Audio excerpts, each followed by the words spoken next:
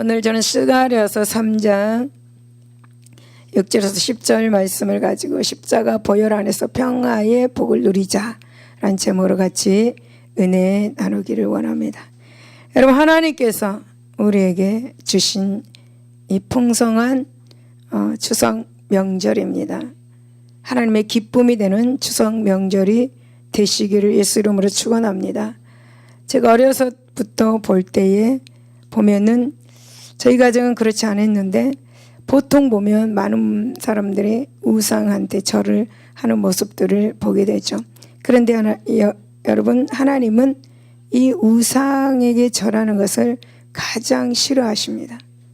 그리고 우상 숭배하는 걸 가장 싫어합니다. 그래서 이스라엘 백성들이 여러분 우상을 섬기다가 어떻게 되었습니까? 하나님의 진노로 인해 가지고 포로 생활이 하게 되었고, 그 다음에 고통 속에서, 힘든 그런 고통 속에서 살면서 복을 받지 못했습니다. 고린도전서 10장 20절에 보면 이방인이 제사하는 것은 귀신에게 하는 것이요 하나님께 제사하는 것이 아니니 나는 너희가 귀신과 교제하는 자가 되기를 원하지 아니하노라 라고 이렇게 말씀합니다. 그러므로 여러분, 우리는 하나님께서 가장 싫어하는 것을 쫓지 말고 하나님 말씀에 순종하여서 기쁨을 하나님께 드리는 그런 명절이 되시기를 예수 이름으로 축복을 드립니다. 여러분, 오늘 본문은 스가랴가 본 환상 중에서 네 번째 환상인 여호와 천사 앞에 선 여호수아의 환상입니다. 하나님께서는 대제사장 여호수아를 대적하며 참소한 사단을 책망하시고 여호수아에게 더러운 옷을 벗기시고 아름다운 정결한 옷을 입혀주셨습니다. 또 불에서 꺼낸 그슬린 나무 같은 선민들의 그런 고통스러운 삶을 불쌍히 여기시고 싹이란 단어를 언급하면서 평안을 주시겠다고 그렇게 말씀하고 계십니다. 이제 여러분, 그렇다면 본문을 통해서 하나님께서 우리에게 말씀하시고자 하는 말씀이 무엇인지 알아보고 은혜를 나누고자 합니다. 첫 번째 보면 하나님의 복을 받고자 한다면 하나님의 말씀에 순종해야만 합니다. 여러분, 7절을 보면 만군의 여호와의 말씀에 내가 만일 내 도를 행하며 내 규례를 지키면 내가 내 집을 다스릴 것이요 내 뜰을 지킬 것이며 내가 또 너로서 여기 서 있는 자들 가운데 왕래하게 하리라 라고 그렇게 말씀합니다. 여러분, 여호수아는 하나님께서 죄를 제거하여 주시는 무조건적인 그런 은총으로 말미암아 대제사장의 위치를 회복하였습니다. 그리고 하나님은 여호수아에게 축복의 약속을 베풀고 계시죠. 그 축복의 약속이 세 가지로 되어 있습니다. 첫째는 하나님의 집을 다스리게 하겠다는 것이고, 둘째는 하나님의 집의 뜰을 지키도록 하겠다는 것이고, 세 번째는 하나님 앞에 섰는 자들 가운데서 왕래하게 해 줄 것이다 라는 세 가지의 축복을 받았습니다. 여러분, 이러한 세 가지 약속 가운데 첫째, 둘째는 이 두 가지 약속은 결국 여호수아로 대제사장의 직분을 계속 수행하게 하는 그러한 축복입니다. 그리고 세 번째 약속은 여기 섰는 자들 여호수아로 하여금 하나님 앞에 서 있는 천사들 가운데 자유롭게 왕래할 수 있도록 해주겠다는 그러한 축복입니다. 다시 말씀드리면 하나님과 자유롭게 교제할 수 있게끔 해주겠다라는 것입니다. 여러분, 여호수아의 신분이 무엇입니까? 대제사장입니다. 그렇기 때문에 그가 그 직분을 계속 수행하겠다고 하는 그 약속은 정말 놀라운 그러한 약속입니다. 왜냐하면 대제사장이라 하지만 죄성을 지닌 인간이 천사들 사이를 왕래하면서 하나님과 자유롭게 교통한다는 것이기 때문이죠. 아무런 제약 없이 누구의 통제도 없이 하나님과 바로 통할 수 있다라는 것, 이건 정말 축복 중에 큰 축복인 것입니다. 여러분, 그런데 하나님은 여호수아에게 이러한 축복을 약속하시면서 여호수아에게 한 가지 조건을 제시를 하고 있습니다. 그 조건이 뭐냐면 내 도를 행하며 내 규례를 지키면 이라고 이렇게 말씀합니다. 여기서 도는 하나님의 계명입니다. 그리고 여러분, 규례는 제사장 직무와 관련된 법과 그리고 제도를 말합니다. 그러나 이 계명과 규례는 모두 다 하나님의 말씀에서 나오는 것입니다. 그렇다면 여러분, 무엇입니까? 복을 받기 위해서는 뭡니까? 하나님의 말씀 앞에 순종해야 된다라는 것입니다. 그럴 때 세 가지의 축복을 지속적으로 베풀어 주실 거라는 거죠. 이것을 약속하신 것입니다. 물론 여러분, 여호수아가 하나님의 말씀에 순종하지 않을 때 어떻게 되겠습니까? 하나님은 그에게 약속하신 축복을 베풀지 않을 것입니다. 하나님은 여호수아에게 제 심판을 하실 것입니다. 여러분, 우리가 본문에서 깨달을 수 있는 것은, 하나님의 축복을 누리는 것은 바로 말씀에 대한 순종을 전제로 하고 있다라는 것입니다. 여러분, 우리 상식적으로 한번 생각해 봅시다. 하나님의 말씀에 순종도 안 하는데 하나님께서 어떻게 축복을 하시겠습니까? 여러분, 하나님은 우리를 위해서 많은 축복을 준비하고 계십니다. 그리고 우리가 하나님의 말씀에 순종하기만 하면 하나님은 그것을 폭포수와 같이 지속적으로 부어주십니다. 그러므로 우리가 하나님의 축복을 받기 위해서는 하나님의 말씀에 순종하고 하나님께서 맡기신 직분, 하나님께서 맡기신 사명을 잘 감당해야만 하는 것입니다. 여러분, 우리가 신명기 28장에 보면은 하나님은 이스라엘 백성들이 광야에 있을 때 하나님의 말씀에 순종할 때의 복과 하나님의 말씀에 순종하지 않을 때의 저주가 아주 자세하게 구체적으로 말씀하고 있습니다. 하나님의 말씀에 순종하면 신명기 18장 1절에서 쭉 보면은 세상의 모든 민족 위에 뛰어나게 하실 것이고 복이 너에게 찾아와서 너를 따르게 하는 그런 축복을 해줄 것이고, 너는 성읍에서도 복을 받고 그 다음에 들에서도 복을 받을 것이고, 너희가 태가 복을 받아 자식을 많이 낳고 너희의 곡식 강주리도 반죽 그릇도 복을 받을 것이고, 너는 들어와도 복을 받고 나가도 복을 받을 것이다. 너희를 대적하는 적들이 일어나도 주께서는 너희가 보는 앞에서 그들을 치실 것이고, 그들이 한 길로 쳐들어왔다가 일곱 길로 이렇게 뿔뿔이 흩어질 것이다.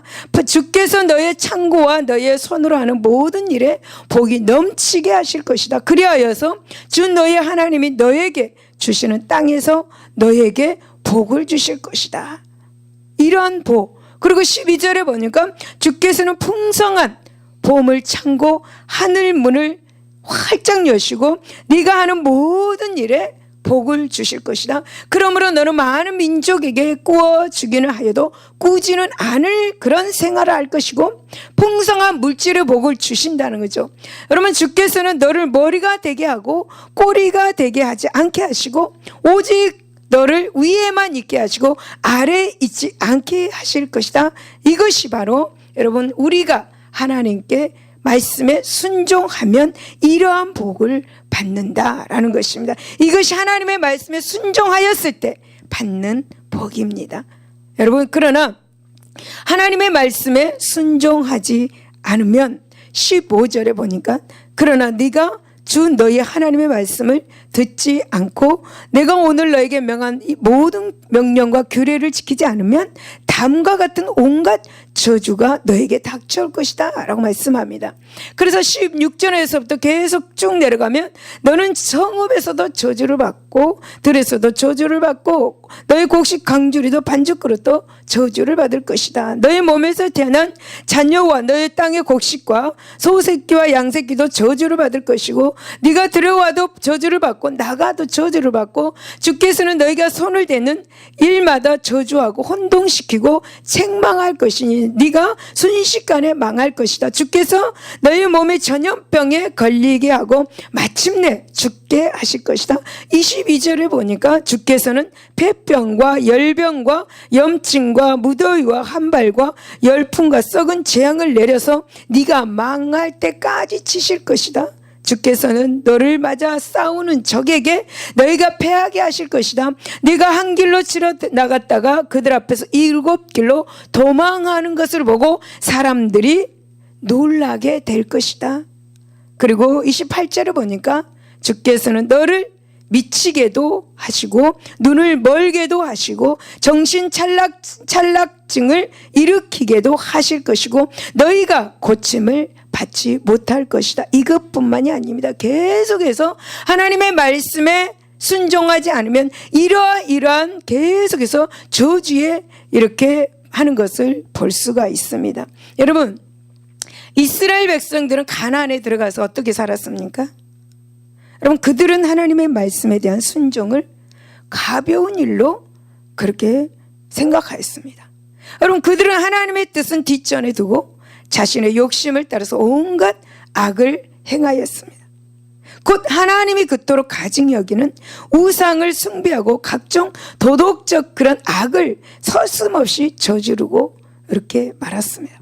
그로 인해 가지고 여러분 신명기 18장에 예언된 모든 저주를 그들은 받았습니다. 그들이 만약 그 가운데 기록된 모든 하나님의 말씀을 순종하였다면 가나안에서 영원히 살면서 그 예언된 모든 복을 받아 누렸을 것입니다. 하지만 안타깝게도 그들은 하나님의 말씀에 순종하지 않으므로 실패하고 말았습니다. 여러분, 우리는 하나님께 축복을 받기를 원합니다.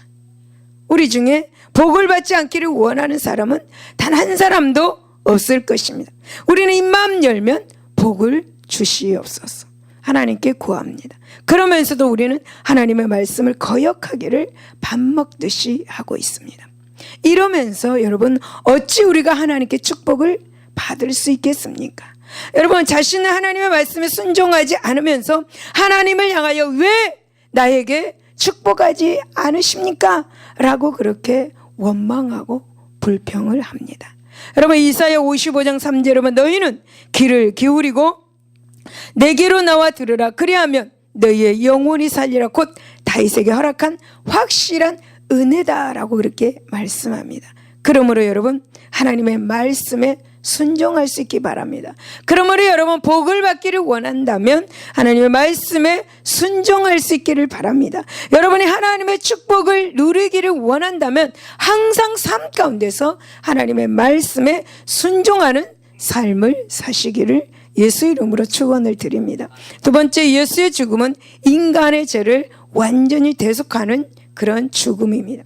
여러분, 9절 하반절을 보면 만군의 여호와가 말하노라. 내가 너 여호수아 앞에 세운 돌을 보라. 한 돌에 7 눈이 있느니라. 내가 거기에 새길 것을 새기며 이 땅의 지약을 하루에 제거하리라 라고 말씀합니다. 여러분, 여기서 돌은 교회의 기초와 머리가 되는 예수 그리스도를 말합니다. 그렇다면 돌에 새길 것이란 무엇을 의미하고 있을까요? 여러분, 우리는 여기에서 정말 귀한 영적인 것을 발견할 수 있습니다. 여러분, 새길 것이라는 이 말씀을 구체적으로 한번 알아보도록 하겠습니다. 여러분, 출애굽기 39장 30절에 보면 그들이 또 순금으로 거룩한 패를 만들고 도장을 새긴 같이 그 위에 여호와께 성결이라 새기고 라고 그렇게 말씀이 나옵니다. 여러분, 이것은 구약의 대제사장의 머리에 매는 패에 여호와께 성결이라는 문구를 새기라고 하나님을 말씀하셨습니다. 여러분, 우리가 여기서 두 가지를 발견할 수가 있습니다. 그것은 본문에 당시 대제사장 여호수아의 관에 머리에 쓰는 그 관에 문구를 새길 것이라고 말하는 것이고, 또 한 가지는 성자 예수 그리스도의 몸에서 십자가에서 찢기실 그 것에 대한 예언으로 들 수가 있습니다. 그렇다면 여러분, 여기서 새기면에 해당하는 파타흐는 무슨 뜻이냐면 닫혀있던 문을 활짝 열어 젖히거나 찢는 행위를 말합니다. 물론 이 단어는 출애굽기에서 성막과 관련하여서 글자를 새긴다는 의미로도 사용되기도 하였습니다. 그런 점에서 본문에서 이는 돌이나 보석의 표면에 어떤 글자를 새긴다는 의미로도 이해할 수가 있습니다. 그러나 이 단어에는 열어 젖힌다라는 이 본래 의미를 우리가 생각해 본다면 예수님께서 십자가에서 순환을 당할 때 얻게 될 몸에 날 상처를 말할 수도 있습니다. 또 예수님의 죽음으로 인해서 하나님과 사람 사이가 열리게 되었음을 알리는 이 찢긴 그 성막의 성소와 그리고 지성소 사이에 있는 휘장을 말할 수도 있습니다. 그렇다면 여러분, 어떤 의미로 하나님은 이렇게 말씀을 하셨습니까? 여러분, 그 답은 바로 우리가 9절을 보면은 알 수가 있습니다. 여호와께서는 이 땅의 죄악을 하루에 제거하리라 라고 말씀하십니다. 이 말씀을 볼 때 우리는 예수님께서 십자가의 그 순환의 사역에서 다 이루었다라고 그렇게 말씀하시고 운명을 하셨죠. 그래서 운명하시자마자 성소와 지성소의 사이에 있는 그 뜨거운 휘장이 위로부터 아래로 쫙 찢어졌습니다. 여러분, 이 땅의 죄악을 하루에 제거하리라, 이 말씀은 예수님께서 십자가에서 하루의 모든 일을 다 이루셨다라는 이 말과 같은 맥락입니다. 같은 말씀입니다.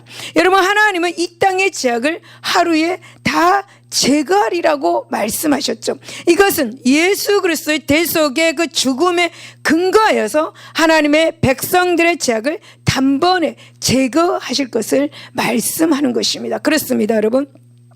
9절의 말씀은 예수 그리스도께서 십자가에서 찢기신 몸에 새겨지는 상처에 대한 예언을 하고 있는 말씀이다라는 것입니다. 곧 대제사장인 예수께서 죄인들을 위해서 십자가에서 대속의 죽음을 죽으실 때에 손과 발에 못자국이 생기고 옆구리에 창자국이 생기게 될 것을 예언한 말씀이라는 것입니다. 여러분, 여기에서 하루는 구약의 대속죄일을 말하고 있습니다. 여러분, 이 구약의 시대에는 대제사장이 1년에 딱 한 번 대속죄일, 즉 종교력으로 7월 10일에 속죄 제물의 피를 가지고 지성소에 들어갔습니다. 피를 가지고 지성소에 들어간 이유는 바로 백성들의 죄를 속하기 위한 피를 뿌리기 위해서였습니다. 제물의 피를 뿌림으로써 백성들의 모든 죄는 그 한날에 제거되었습니다. 그와 같이 예수 그리스도께서는 영원한 대제사장으로서 자신의 피를 가지고 하늘 성소에 지성소에 들어가서 속죄의 피를 뿌리심으로 하나님께서 그 피로 인하여서 당신의 백성들의 모든 죄를 제하여 주실 것이라는 거죠. 바로 본문은 이 십자가의 사랑을 예언한 것입니다. 그 구약의 스가랴를 통해서 예수님이 오셔서 십자가에서 그렇게 상처를 낼 것이다 라는 것을 말씀해 주고 있는 거죠.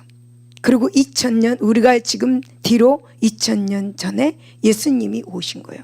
그러면 시간이 너무 많이 간 거잖아요. 그렇죠? 시간이 많이 간 거예요.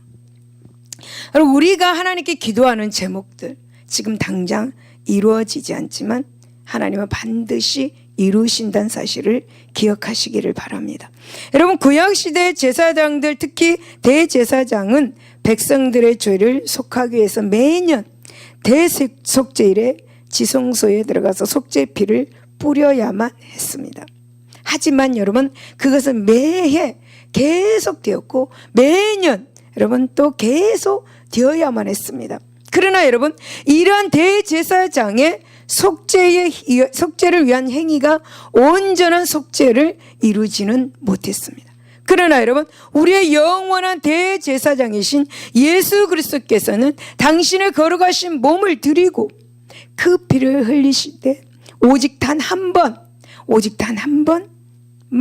그리하셨습니다.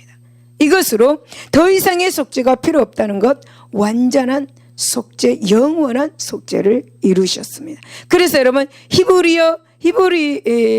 히브리서 기자는 명쾌하게 히브리서 10장 10절에 이 뜻을 따라 예수 그리스도의 몸을 단번에 들이심으로 말미암아 우리가 거룩함을 입었다 라고 그렇게 말씀하고 있는 것입니다.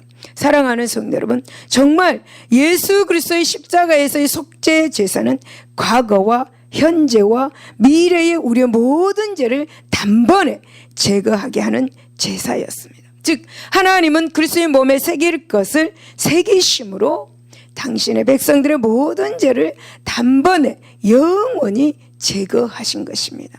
여러분 히브리서 9장 25절에서 26절을 보면 대제사장이 해마다 다른 것의 피로써 성소에 들어가는 것 같이 자주 자기를 드리려고 아니하실지니 그리하면 그가 세상을 창조할 때부터 자주 고난을 받았어야 할 것이로되 이제 자기를 단번에 제물로 드려 죄를 없이 하시려고 세상 끝에 나타나셨다라고 그렇게 말씀합니다.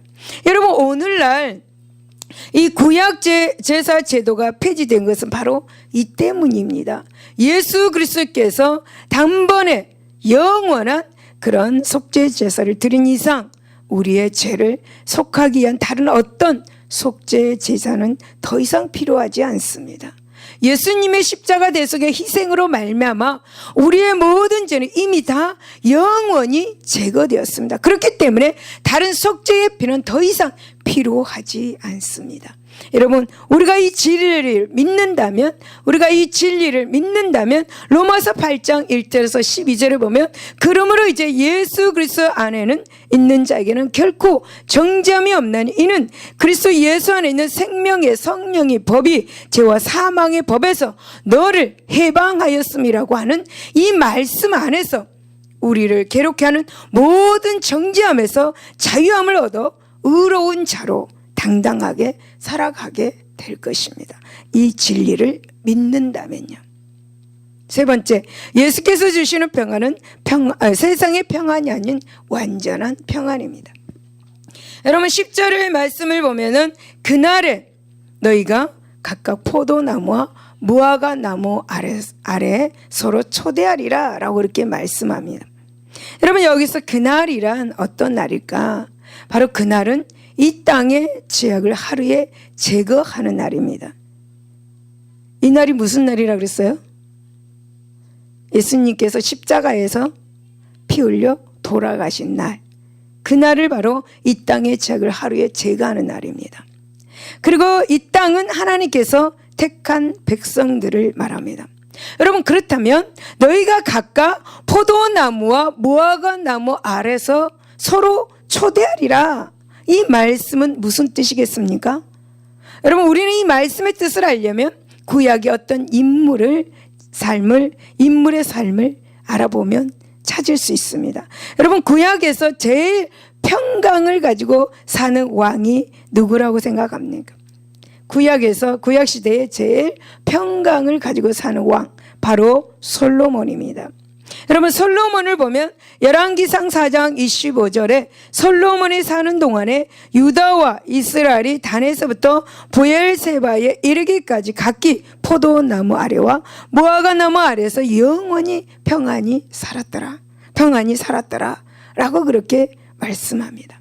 여러분 솔로몬은 무화과 나무와 포도나무 아래에서 평안하게 살았다라는 것을 우리에게 말씀해 주고 있죠. 여러분 솔로몬의 이러한 평안한 생활을 볼 때에 본문에서 말씀하시고자 하는 것이 무엇인지를 우리는 알 수가 있죠.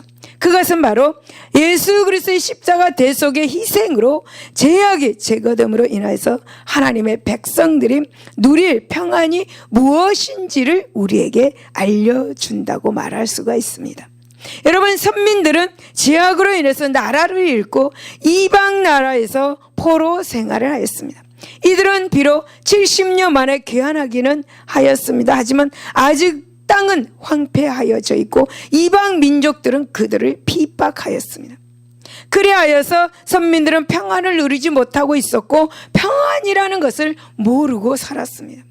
평안이라는 자체를 모르고 사는 이들에게 하나님께서 포도나무와 무화과 나무 아래서 평안하게 살게 해 주시겠다고 그렇게 축복의 말씀을 하고 계시는 것입니다.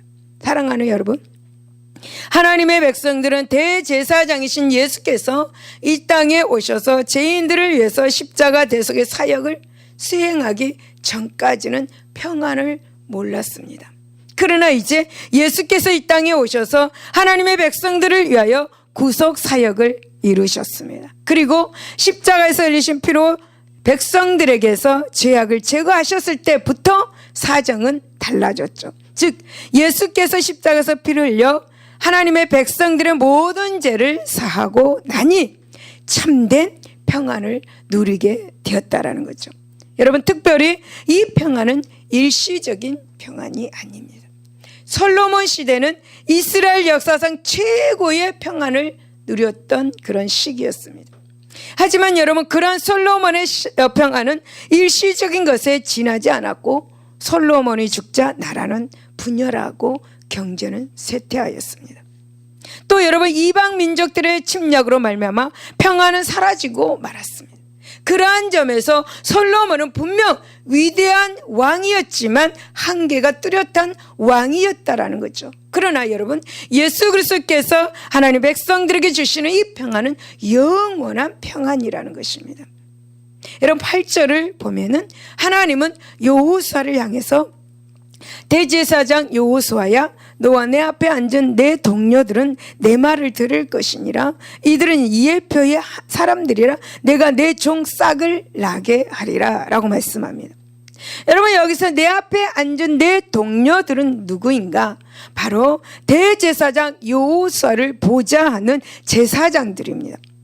하나님은 이들을 이에표의 사람들이다 라고 그렇게 말씀하고 있습니다.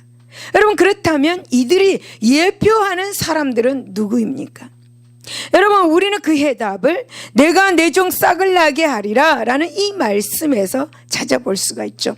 여러분, 우리는 성경에서 싹이라는 단어가 나오는 것을 알 수가 있는데 이사야 4장 2절에 보면 그날의 여호와의 싹이 아름답고 영화로울 것이요.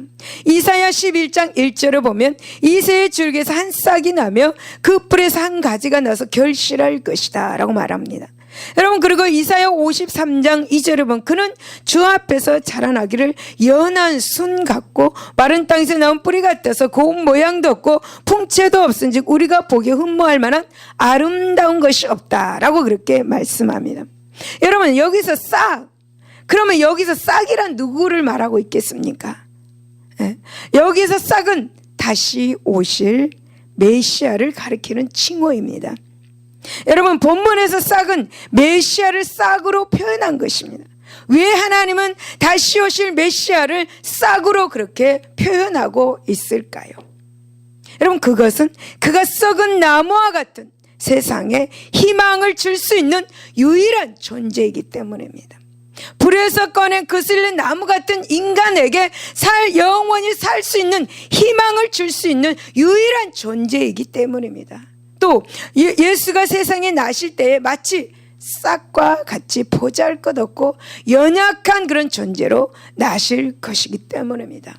여러분, 물론 싹은 날 때는 보잘것이 없습니다. 그러나 결국은 어떻게 되는 겁니까? 거대한 나무가 되죠. 예수님은 이렇게 어린 싹으로 이 땅에 오셔서 거대한 일을 이루시고 우리에게 평강을 주셨습니다. 거대한 일이 무엇입니까, 여러분? 십자가 사건입니다. 그 십자가 사건을 이루시고 우리에게 평강을 주셨다는 거죠. 여러분, 싹이 되신 메시아는 우리에게 에베소서 2장 14절에 둘로 하나를 만드사 원수된 것 곧 중간에 막힌 담을 자기 육체로 허시고 우리의 화평이 되었다라고 말씀합니다. 여러분, 예수님의 속죄는 구약 대제사장들의 속죄와 다릅니다. 예수님의 속죄는 하나님의 백성들의 죄를 영원히 제거함으로 평안도 일시적인 평안이 아니라 영원한 평안인 것입니다. 그래서 예수께서는 요한복음 14장 27절에 평안을 너에게 끼치노니 곧 나의 평안을 너에게 주노라. 내가 너에게 주는 것 세상이 주는 것 같지 아니하니라. 너희는 마음에 근심하지도 말고 두려워하지도 말라라고 그렇게 말씀하고 계시는 거죠.